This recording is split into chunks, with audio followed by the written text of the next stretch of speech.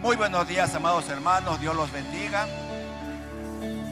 Salude a alguien que está a su costado, dele un buen Dios te bendiga. Qué gusto verte. Qué bueno, pueden sentarse, queridos hermanos.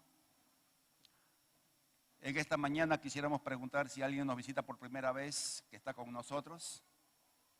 ¿Alguien nos está visitando en el segundo piso? En el primero, alguien que nos visite por primera vez. No, creo que no. Gracias de todas maneras por estar. A Jechu ya nos visita por primera vez desde hace 28 años. Bien, amados hermanos, estamos en una serie que hemos llamado ¿Y cómo viviremos?, apuntando a encontrar los principios en la palabra de Dios para vivir en este tiempo, en la situación en la cual nos encontramos.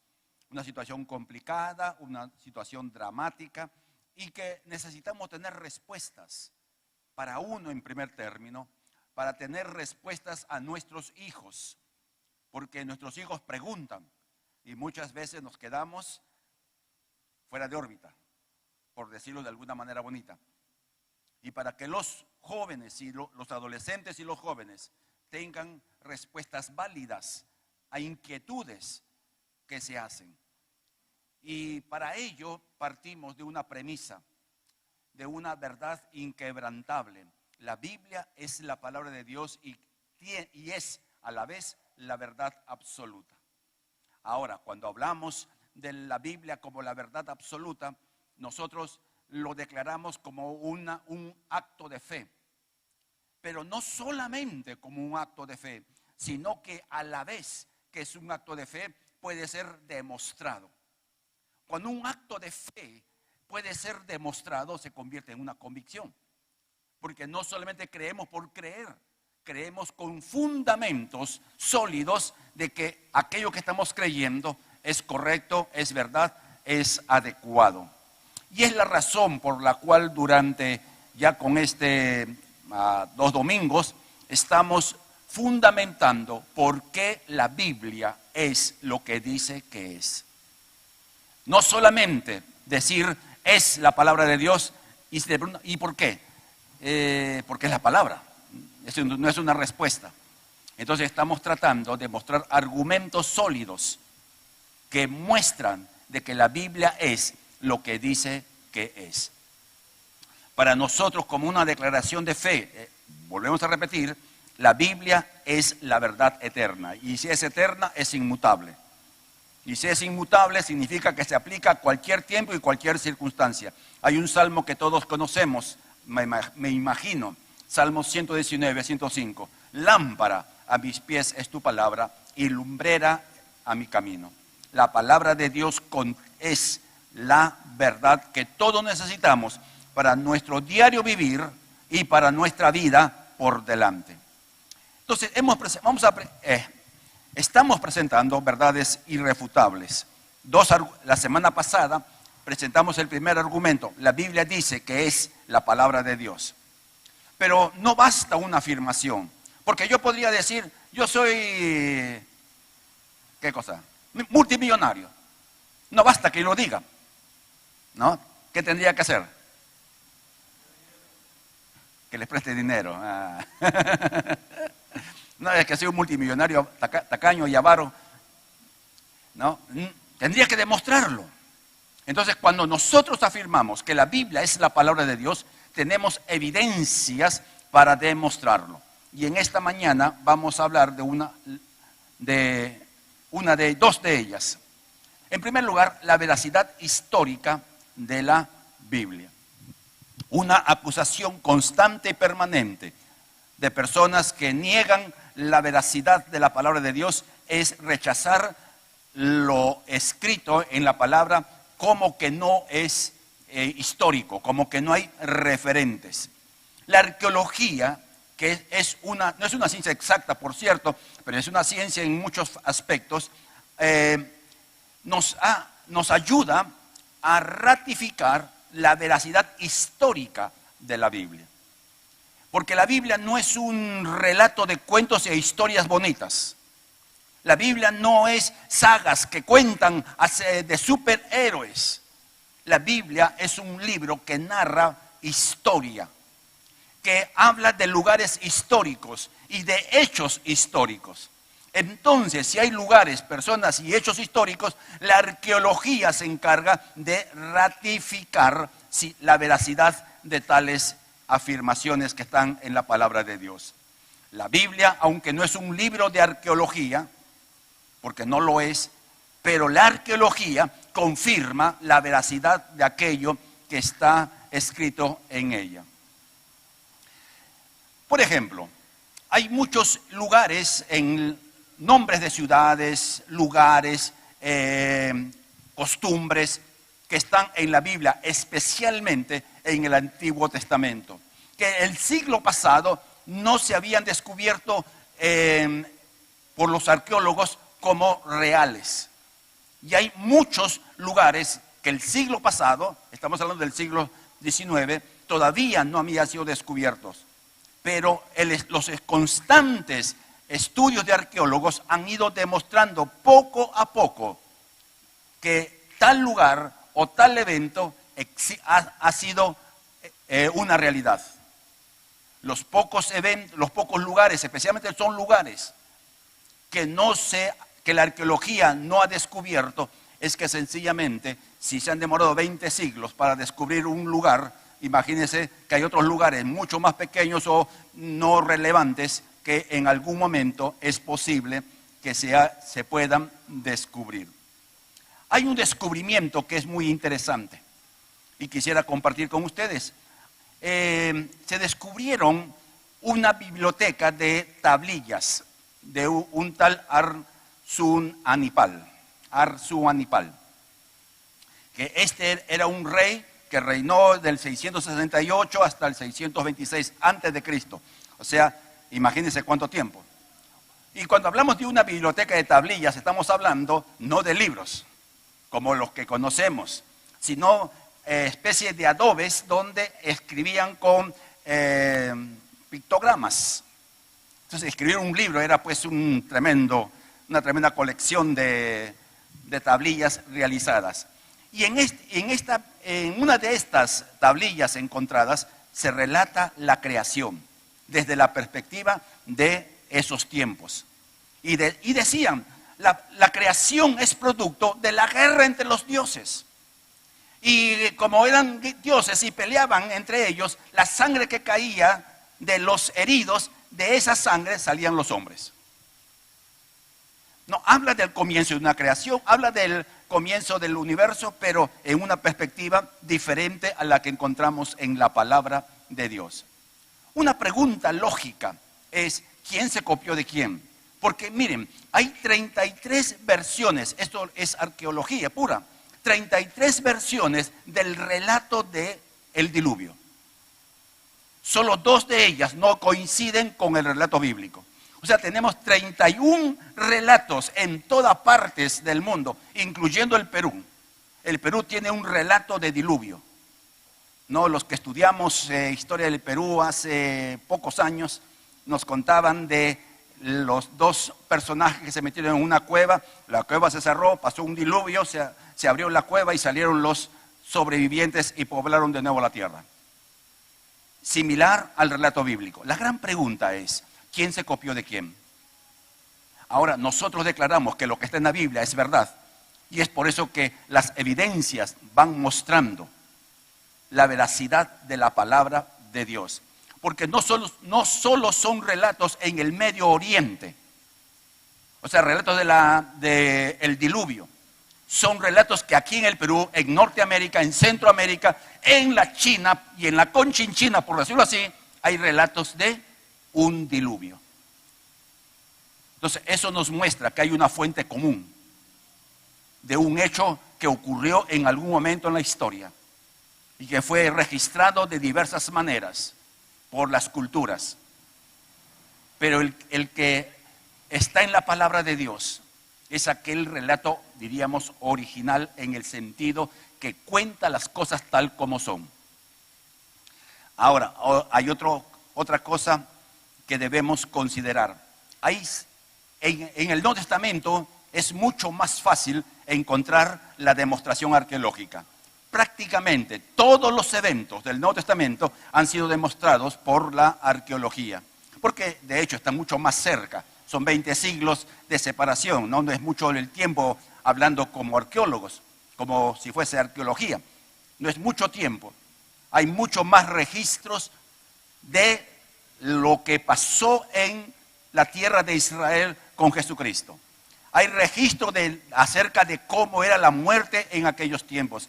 Hay registro de cuáles eran las costumbres de los judíos de aquellos tiempos que están en armonía con lo que encontramos en el Nuevo Testamento.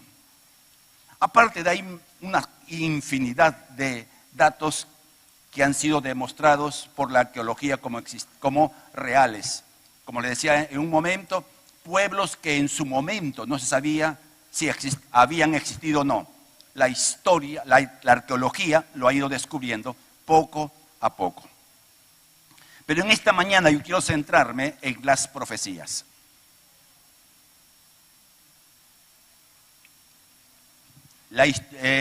Este aspecto, antes de repetir para continuar, la veracidad histórica es una evidencia a favor. La veracidad histórica. En segundo lugar, veamos las profecías. Isaías 46, versículos 9 y 10. Recuerden lo que ha pasado desde tiempos antiguos. Yo soy Dios y no hay otro. Yo soy Dios y no hay quien se iguale a mí. Yo anuncio el fin desde el principio. Anuncio el futuro desde mucho antes. Yo digo, mis planes se realizarán, yo haré todo lo que me propongo. ¿Qué está diciendo el Dios a través del profeta?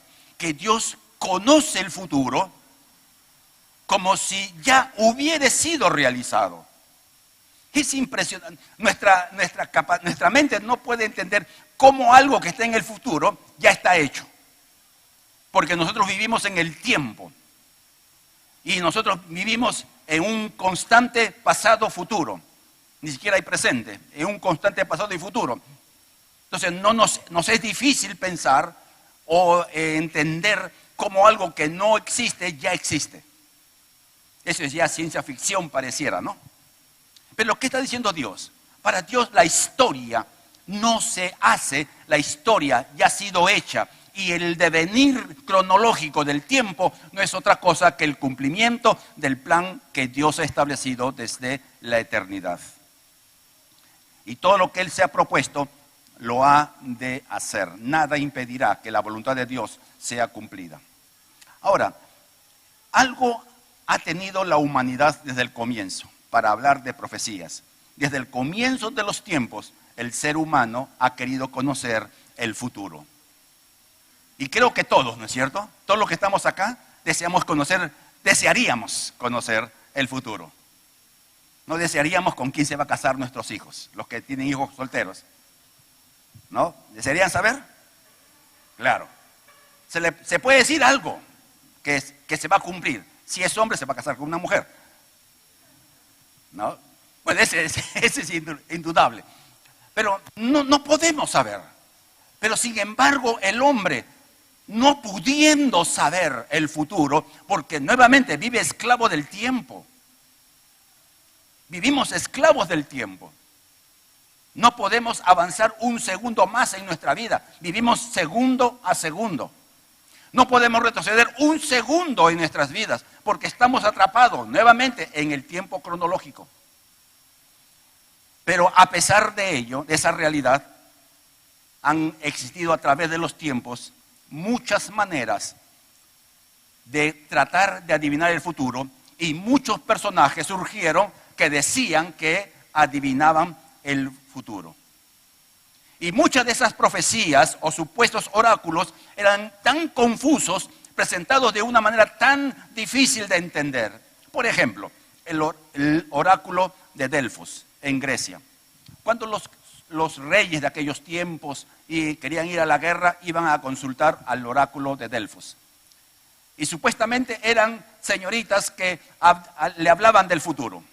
Pero lo decían de tal manera que la persona que escuchaba se quedaba tan perdido, o tal vez más perdido, de antes de ir.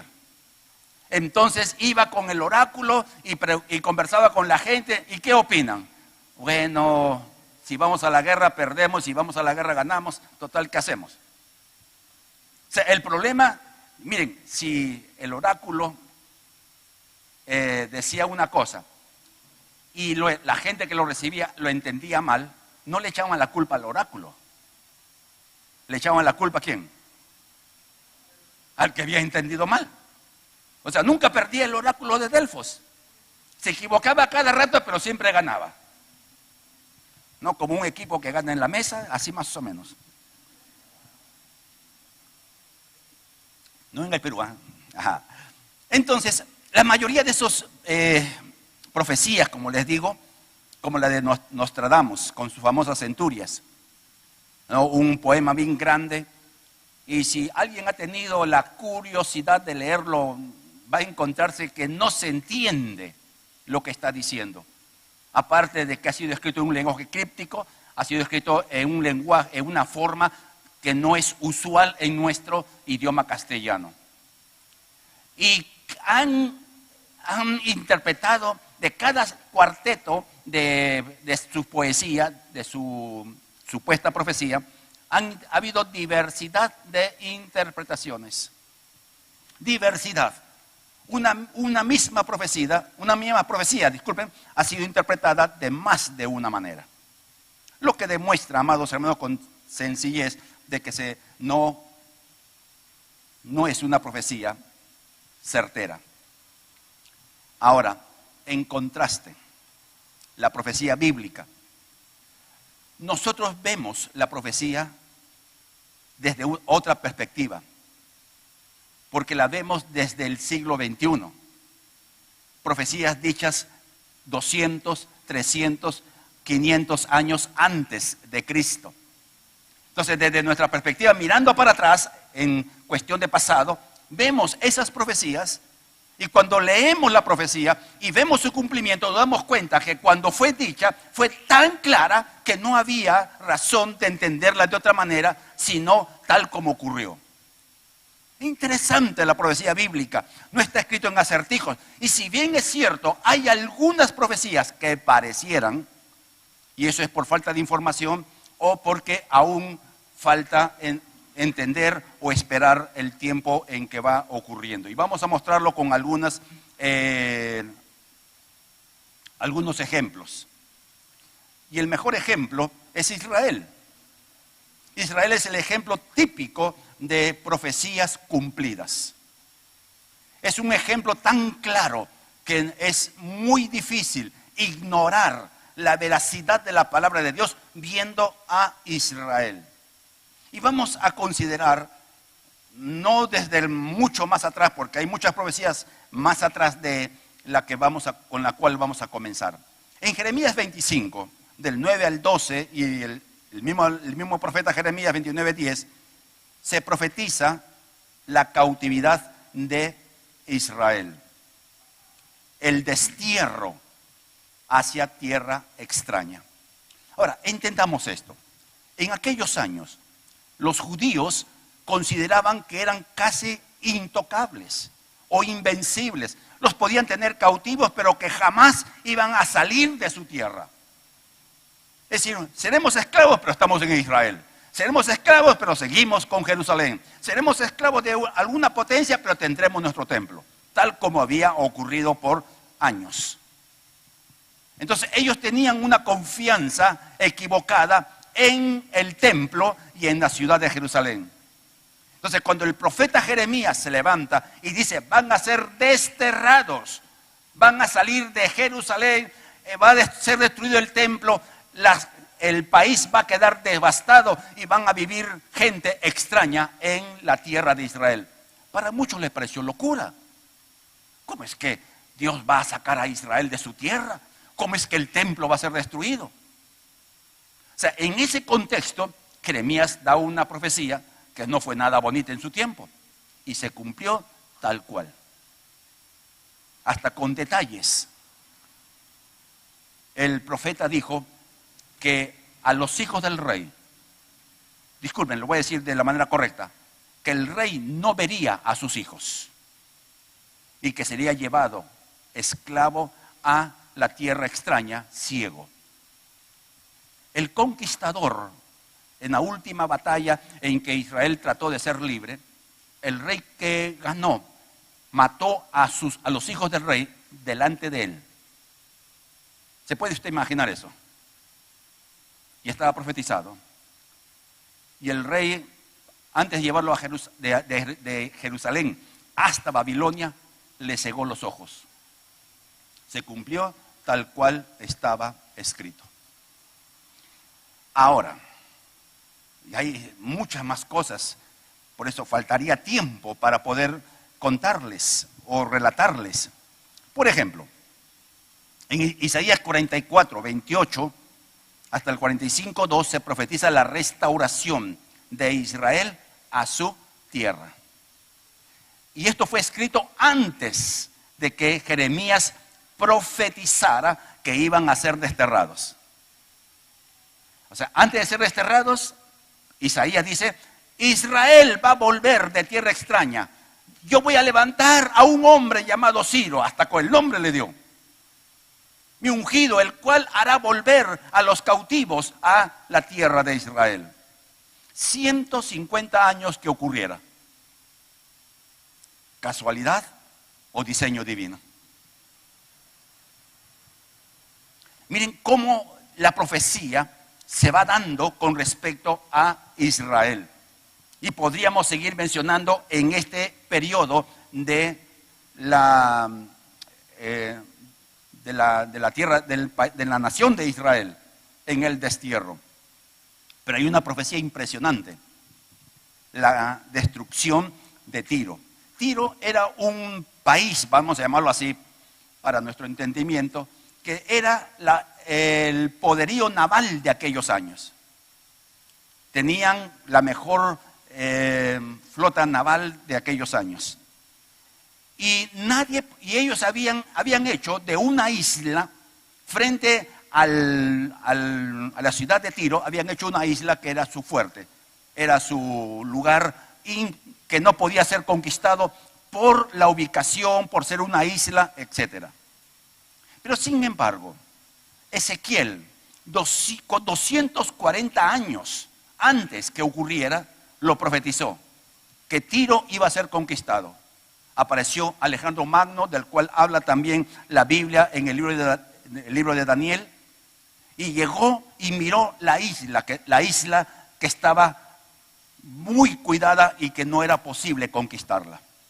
Entonces Alejandro, este hombre impresionante, por cierto, joven y con un poderío y una capacidad de inteligencia increíble, hizo que todo su ejército comenzara a construir un terraplén, es decir, un rompeolas para nuestro entendimiento, y comenzó a destruir la ciudad de Tiro y con los desmontes hacer el camino desde la orilla del mar hasta la isla. Por ahí pasó el ejército, destruyó Tiro, ese lugar totalmente. Los detalles que da la profecía son tan exactos. Nuevamente la arqueología lo demuestra cuando se habla de la conquista de Alejandro Magno de Tiro. ¿Casualidad o diseño divino? O sea, tenemos evidencias de que la Biblia es lo que dice que es. Sigamos con Israel, volvamos a Israel.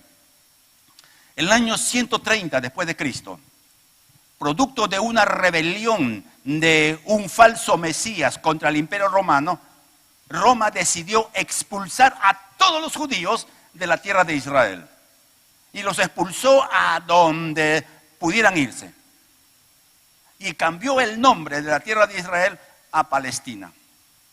Por eso la tierra de Israel no se le llama Palestina, porque Palestina significa tierra de los filisteos. Y ese territorio no es de los filisteos. Dios dijo: esta tierra será para ti y tu descendencia herencia perpetua. Entonces expatrió a todos y prohibió que los judíos volvieran a la tierra de Israel. del año 130 después de Cristo. Quedaron poquísimos judíos en la tierra de Israel, pero la gran población o fue asesinada o fueron expatriados. La historia nos muestra que las grandes potencias han desaparecido cuando perdieron su identidad. ¿Y cómo pierde su identidad? Es la pérdida del poderío militar, la pérdida del poderío político o económico, como que ha pasado a través de la historia, como el imperio babilónico que no existe, como el imperio medo-persa que no existe, como el imperio griego que no existe, como el imperio romano que no existe. ¿Cómo desapareció? Por crisis. Israel pasó una crisis, fueron expulsados de su patria. Y lo usual es que cuando alguien sale de la tierra donde vive, sin intención de volver, se asimila a la cultura donde va. Miren como ejemplo solamente. No, alguien se va a España y está meses o años allá y viene diciendo ¿qué? Vale. No, vale. No, y hasta el dejo pierden. Y los que van a Argentina vienen a decir, vamos a Pocho Rocky. No, porque se pierde, uno se asimila a la cultura donde uno va. Yo vengo de Trujillo, donde el día y el diga es común. Y a mí se me sigue saliendo el día y el diga. Pero también se me sale el no, o el pe, ya pe. Estoy aquí en Lima ya 28 más 34, 35 años, creo, si no me equivoco, del 86 para acá. Entonces ya se me pegó el pe, ya se me pegó el... Y hasta el dejo ya lo dejé de Trujillo, ya no canto. Al menos mientras hablaba cantaba, alguna con esperanza he tenido. Pero Israel fue expatriada, no podía volver a su tierra. Y sin embargo no perdió su identidad racial, su identidad religiosa, su identidad cultural. Hay una película que si usted lo puede encontrar en las redes, que se llama Si yo fuera rico. El violinista en el tejado, ¿no? Si yo fuera un hombre rico. Es una película linda, preciosa. Yo la habré visto, la primera vez que lo vi me encantó y la he visto como 2 o 3 veces, creo. Narra la historia de un hombre pobre que tenía puras hijas, todas casaderas. Y algo que así, en la fiesta de la Pascua, que se ve que celebran en la película, al terminar la Pascua, tomaban una copa y decían el próximo año en Jerusalén. No iban a volver a Jerusalén, pero sin embargo tenían una esperanza de un retorno a Jerusalén. Y podríamos seguir viendo cuantísimos más. Y en Isaías 66, versículo 7 en adelante, Jerusalén ha dado a luz antes de sentir dolores de parto. Y hace una pregunta: ¿quién ha oído algo semejante? ¿Quién ha visto algo semejante? Una nación no nace en un día, en un solo día, un pueblo no surge de repente. En cambio, la ciudad de Jerusalén sí nació en un día. Yo no iba a impedirlo porque yo soy Dios de la vida. El 14 de mayo de 1948, las Naciones Unidas, esto ocurrió después de la Segunda Guerra Mundial, determinó la creación del Estado de Israel con el apoyo de Perú. Guatemala fue el país que trabajó con los embajadores latinos para que den su voto favorable. El del Perú votó, aunque el presidente peruano no quería que votara a favor de. Es toda una historia. Hasta países comunistas como Rusia votaron a favor.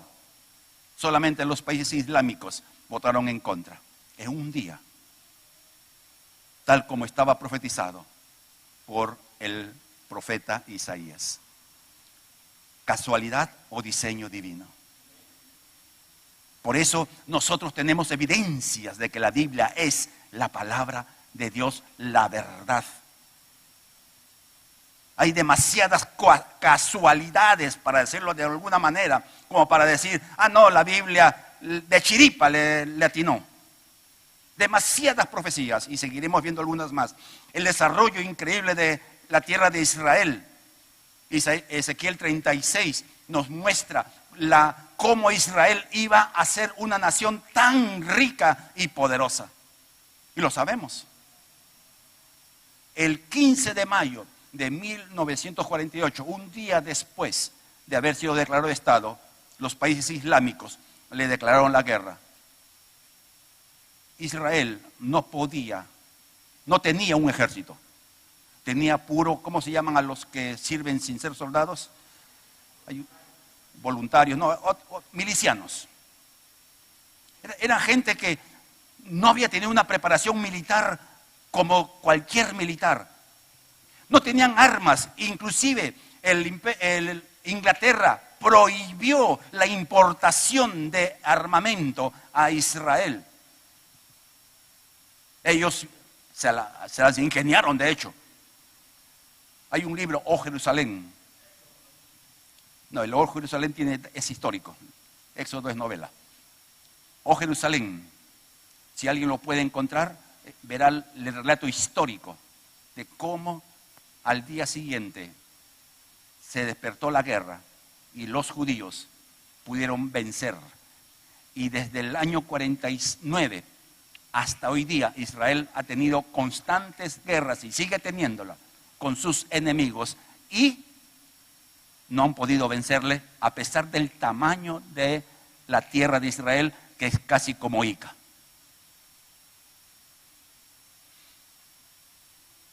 ¿Quién está detrás? El desierto florecerá, Isaías 35. Israel, siendo tan pequeño, es uno de los mayores exportadores de naranjas y flores en el mundo entero.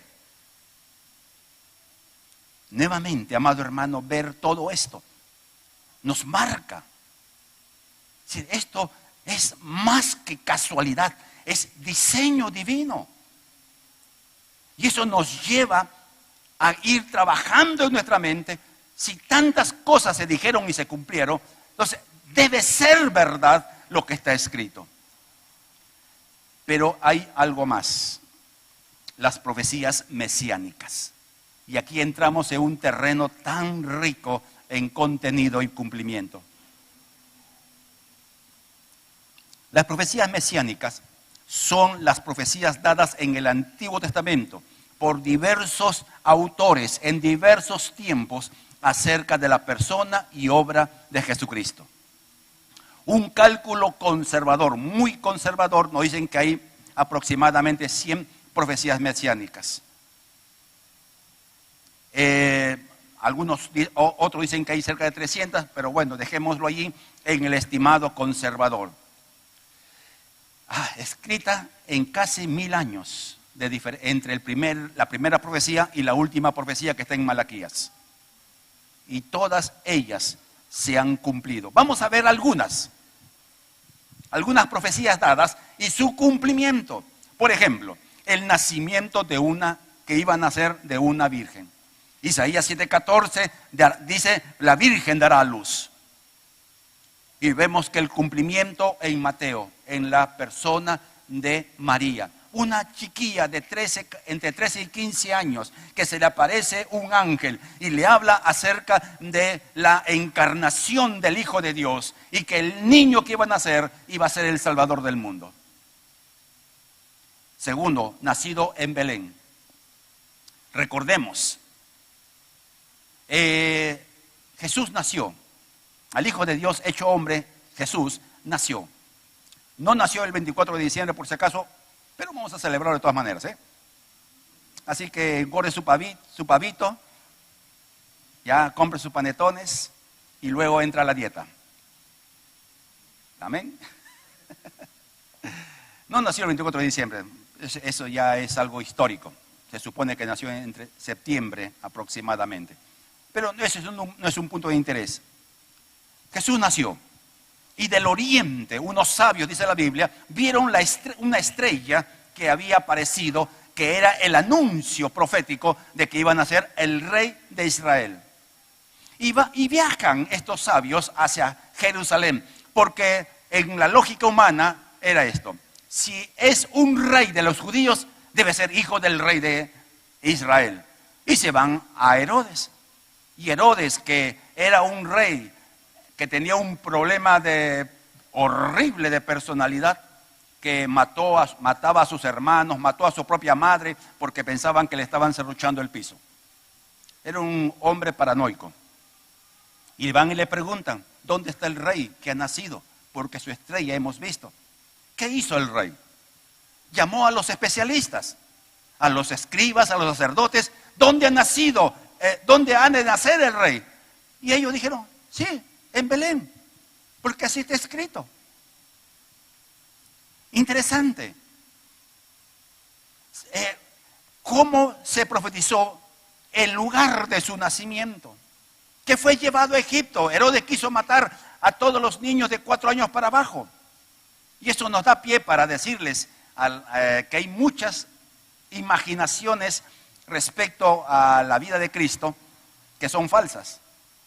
La idea del nacimiento, del famoso nacimiento, es que los magos aparecen. Y hay un día, ¿no? Creo que es el 5 o 6 el Día de Todos los Reyes. ¿Qué día es? El 6. O sea, la idea popular es que los reyes llegaron cuando el niño todavía estaba bebé.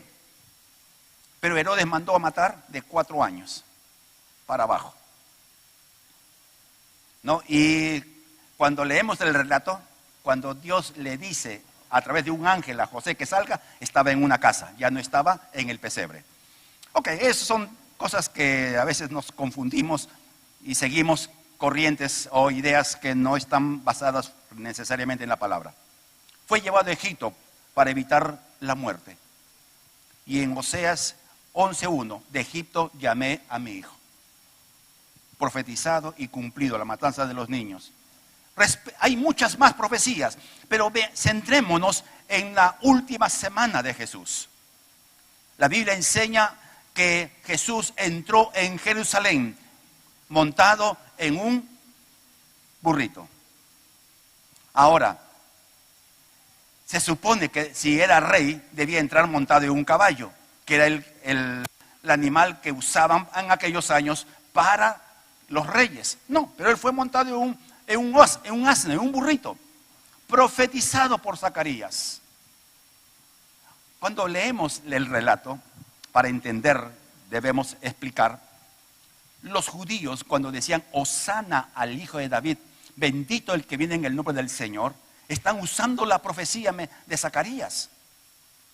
Porque ellos pensaban que Jesús, entrando a Jerusalén, entraba a dar un golpe de estado, por decirlo así, a sacar a todos los romanos y hacer de Israel lo que está profetizado, cabecera de las naciones.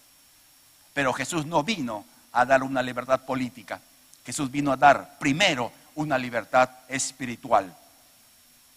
Y es por eso que después a todos los que acompañaron la entrada, haciendo un escándalo que toda Jerusalén escuchó, no estaban en el momento que lo condenan.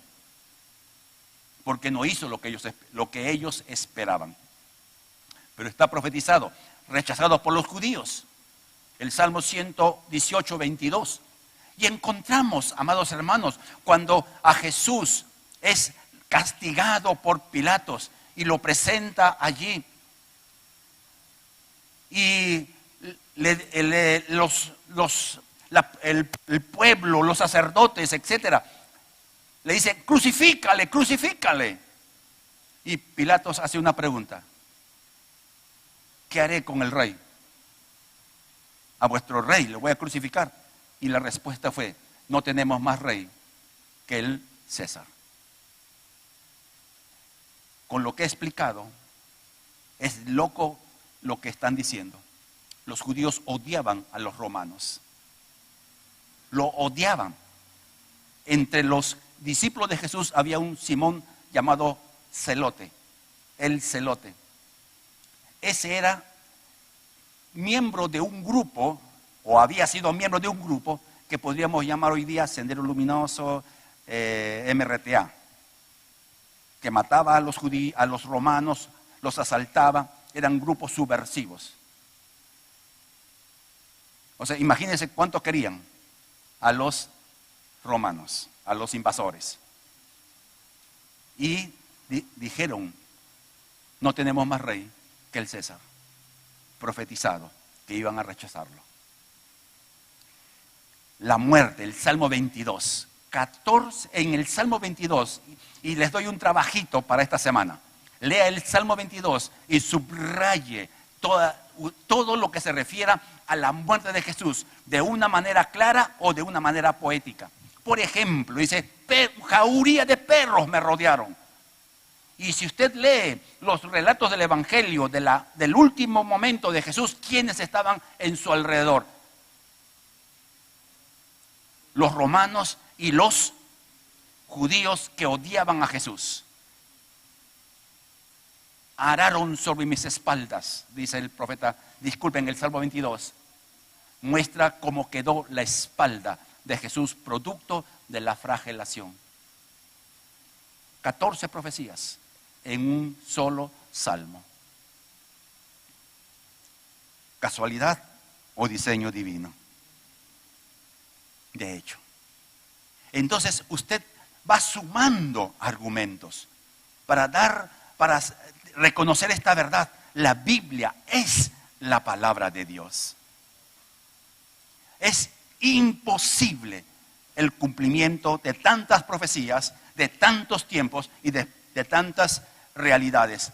Y no hablamos de la profecía respecto a naciones, que es otro rollo larguísimo, de cómo se profetizó el levantamiento y la caída de imperios, el imperio babilónico, el imperio medo-persa, el imperio griego y el imperio romano. Increíble los detalles de las características de estos imperios, increíble. Avancemos. El evento más trascendente que confirmó la veracidad, la validez de lo que Cristo hizo es la resurrección. En el Salmo 68, 18, dice, no dejarás a mi santo que vea corrupción. Todos sabemos que después de la muerte viene la descomposición física del cuerpo, efecto natural.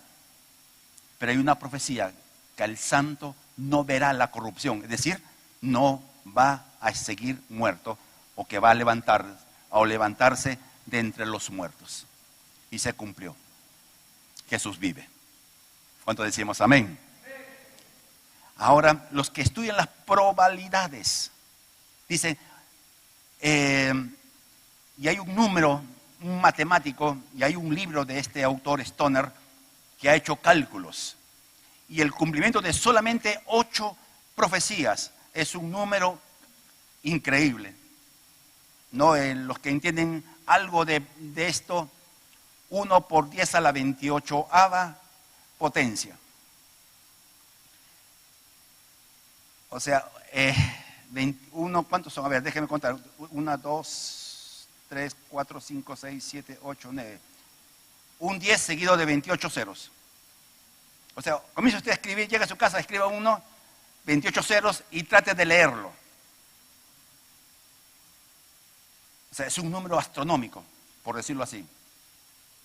¿Qué nos muestra esto, amados hermanos? La Biblia es lo que dice que es. Ahora usted dirá, pero eso son cosas del pasado, cosas que ayer, de repente, pues... No, vamos a ver. Profecías que se han cumplido en el tiempo después de Cristo, como las que hemos visto de Israel. En Mateo 24 encontramos algunas profecías y las vamos a mencionar rápidamente. Hay muchas más, por cierto. La primera, el aumento inusual de guerras. Mateo 24, del 6 al 8. Oiréis guerras y rumores de guerra, pero no será el fin. El incremento de guerras a través de la historia es impresionante. Y los muertos cada día aumentan, porque la tecnología para matar sencillamente se ha perfeccionado cada vez más. Guerras por todo sitio. Y no habla de unas guerras tales convencionales, diversidad de tipos de guerras. Cuando habla que se levanta guerra nación contra nación, no habla de dos países, sino etnia contra etnia. Y eso implica que en un mismo país, donde hay más de una etnia, entre ellos pudiera haber guerras, luchas, batallas. Cosa que ocurre en todo el mundo. En los países islámicos ocurre esto con tanta frecuencia, con crímenes horribles. En el África ha habido genocidios de una etnia contra otra etnia. Terrible. Segundo, y esto es lindo, amado hermano, el alcance de la predicación a todas las naciones del mundo. Y el Evangelio, y este Evangelio será predicado a todo el mundo y vendrá luego el fin. Cuando comencé mi vida cristiana, las iglesias cristianas eran pequeñas en cantidad y en número. Y estaban ubicados en las ciudades importantes, en las provincias relevantes y ahí se acabó. Sin embargo, en el transcurrir de los años, el Evangelio se ha ido extendiendo cada vez más. Hace unas semanas atrás, de puro curioso, me puse a chequear en Facebook quiénes nos veían. Porque el Facebook te da un relato de todos los países o de cuántas personas, cuántos minutos te ven, etc. Y estuve viendo que un domingo nos miraban desde Australia. Nos miran en Centroamérica, nos miran en Norteamérica, nos miran en Europa. Hasta un día una hermana, que fue mi maestra de escuela dominical, no, la hermana Gloria López, me dice, yo estaba en Japón y después de salir a hacer el gironeo de ir de compras, se fue al hotel. ¿Y qué hago acá? Voy a ver algún programa cristiano. Y cabalito estábamos en un culto en vivo. Ella en Japón, nosotros aquí en Perú, en la avenida Japón. Esas casualidades, Dios mío. El Evangelio ha alcanzado todo el mundo. La tecnología, que es usada tan mal para otras cosas, la iglesia la ha usado para que el Evangelio se extienda. Se extienda. Uno puede estar de acuerdo o no con el pastor Dante Gebel, pero sin embargo, él cada domingo junta cientos de miles de oyentes o de gente que sigue su reunión. Increíble cómo el Evangelio ha podido llegar hasta donde menos lo pensamos. Profetizado en aquellos tiempos donde recorrer distancias tomaba mucho tiempo porque no había la movilidad para escribir. No había formas, eran el papiro y costosísimo hacer un documento. Es increíble. Veamos una tercera y es algo real, el avance de la maldad. Es increíble, ¿no? Lo que vemos. Es increíble la maldad. Abrimos un periódico o vemos noticiero y no hay día en que no se vea la maldad demostrada de una u otra manera. En todos los niveles, en todo el mundo, no solo en el Perú, en cualquier lugar del mundo, en los países que llamaríamos avanzados, civilizados, en países donde se supone que la cultura ha llegado a un nivel altísimo, la violencia, la maldad se muestra. Un ejemplo. No sé si algunos de nosotros nos hemos puesto a pensar cómo Alemania durante la Segunda Guerra Mundial era uno de los países más avanzados, los países con las mejores universidades del mundo entero. ¿Cómo pudo permitir el genocidio de 6 millones de judíos. Justificarlo. Es increíble, ¿no? Escrito está. Y la disminución de la compasión por el dolor ajeno. En el segundo culto decíamos que la televisión ayuda mucho en esto. Hay una serie en Netflix, El juego del calamar, ¿así está correcto? ¿Has dicho? ¿Sí? Ustedes lo saben nomás porque supongo que no lo han visto. Yo vi un solo capítulo y dije, esto no vale para verlo. Porque si bien presentan ¿cómo se dice? Sí, pero es gracioso. Si usted lo ve, es gracioso, es chistoso ver las formas. Lo que hacen la gente para salvarse, que lo maten, que lleva a reírse. ¿Y qué mensaje está diciendo? La muerte da risa. La muerte no te debe impresionar. Pero es una película. Pero las películas forman conciencia. Te forman o deforman la percepción de la realidad. Porque la serie, lo que fuera, trae un mensaje. Es un mensaje que trae esta serie, el famoso juego ¿de qué es? Del calamar, ¿sí la ven? Calamares. Aparte del calamar es un animal que te hace subir el colesterol. Pero ¿cuál es el punto, amado hermano? Que la gente sea insensible al dolor ajeno. Que la gente no tenga compasión. Que la gente se vuelva cada vez más egoísta, más egocéntrica. Que busque solamente su propio beneficio sin importar que tenga que sufrir otros. Y eso lo vemos a diario, profetizado. El incremento de seísmos, de terremotos, maremotos, etc. Hemos tenido hoy día un terremoto en Amazonas. Y para despertarnos a la 1:30, creo, de la mañana, hubo otro temblor fuerte acá.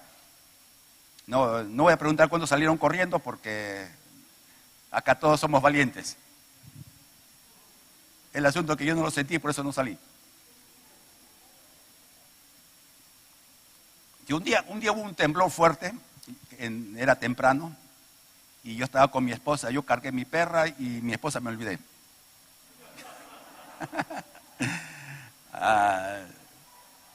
Yo asumía que estaba a mi espalda. El incremento de los terremotos a nivel mundial realmente es impresionante. Impresionante. No, cosas que no se han visto, se están viendo, y esto solamente es parte de lo que está profetizado. Con todo esto, amado hermano, la cantidad innumerable de profecías nos señalan la veracidad de la palabra de Dios.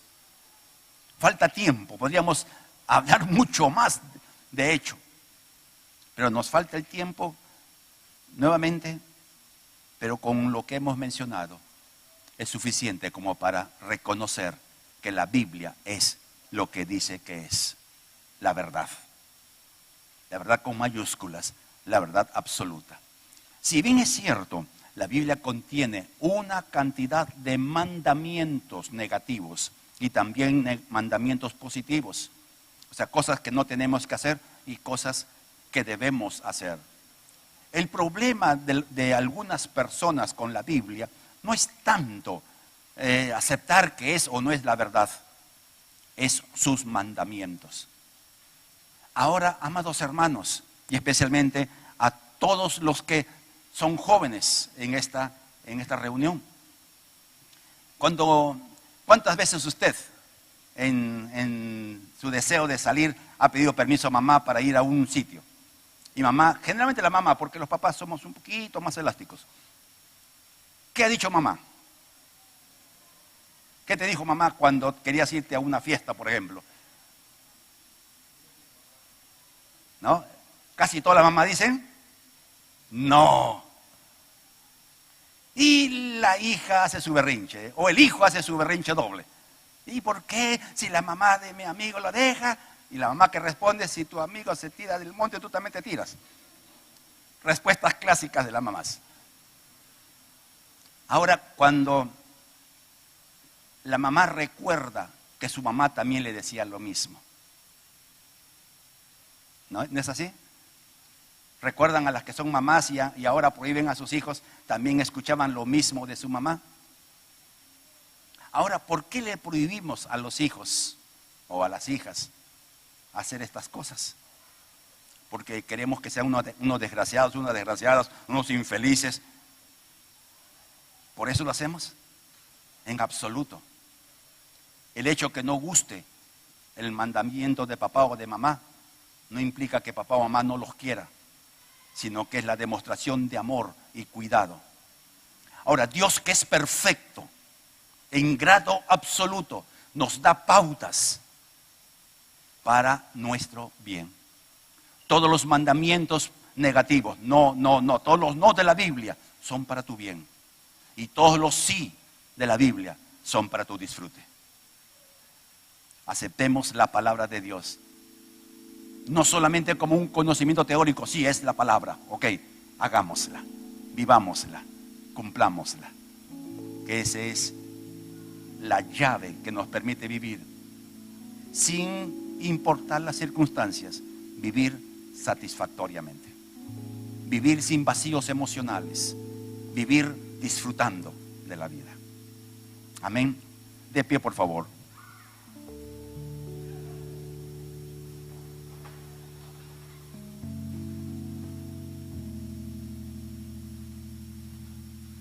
Oremos. Amado Dios y Padre, en este día queremos darte gracias porque tú nos das evidencias irrefutables de que la Biblia es lo que dice que es: palabra tuya, eterna, inmutable. Y no solamente por las profecías dadas, no solamente por la historicidad de los eventos y personajes y costumbres, sino por sus mandamientos y sus promesas. Gracias te damos, Padre. Oramos en esta mañana que cada uno de los que hoy día han participado de esta reunión puedan afirmar en su corazón lo que es tu palabra, palabra tuya.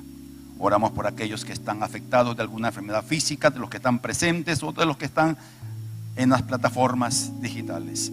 Oramos que la sanidad pueda venir a sus cuerpos y sean libres y sanos de toda enfermedad. Oramos, Padre, para que tú seas el proveedor de las necesidades de tu iglesia. Tú abras tu buen tesoro, el cielo, y derrames según tu promesa el pan de cada día. Te damos gracias, Padre, en el nombre de Jesús. Amén, amén. Dios los bendiga, amados hermanos. Pueden sentarse.